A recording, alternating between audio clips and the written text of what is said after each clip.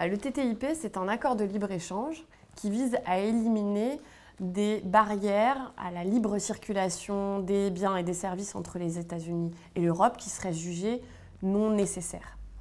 La finance est concernée par cet élan de libéralisation, entre autres secteurs.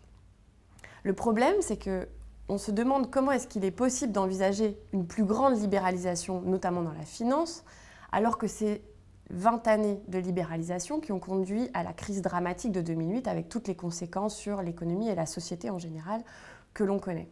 Et le travail de Finance Watch, c'est justement de promouvoir une re-réglementation du secteur financier pour éviter qu'on ne se retrouve dans la situation d'une crise financière majeure avec les conséquences qu'on connaît, mais également pour nous permettre de sortir du marasme dans lequel nous sommes.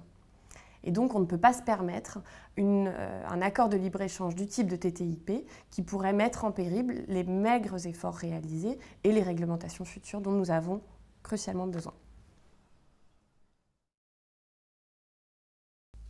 Alors, les données qu'on nous communique ne font état que des bénéfices potentiels futurs, pas des coûts. D'une part, les bénéfices dont on nous fait état sont incertains et en plus marginaux. Par contre, les coûts, en tout cas en matière de secteur financier, peuvent être vraiment énormes. D'abord parce que le TTIP risque de diminuer la capacité des États à réglementer et donc à protéger les citoyens, contre une prochaine crise financière. Et d'autre part, parce que le secteur financier est déjà énorme, on n'a pas besoin qu'il grandisse davantage.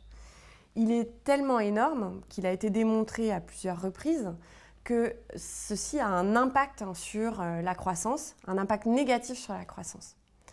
Donc si on ajoute tous ces risques et les coûts liés, on voit que le TTIP représente un coût qui pourrait potentiellement être énorme pour la société, alors que les bénéfices restent incertains et très limités.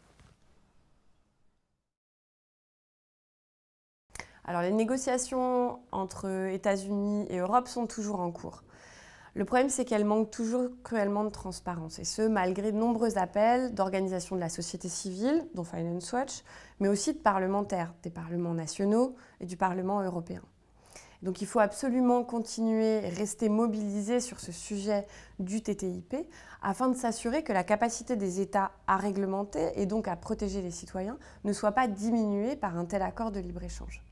Vous pouvez vous tenir informé sur la tenue des négociations en suivant différentes organisations. Il y en a de nombreuses autour de vous certainement qui se mobilisent au sujet du TTIP.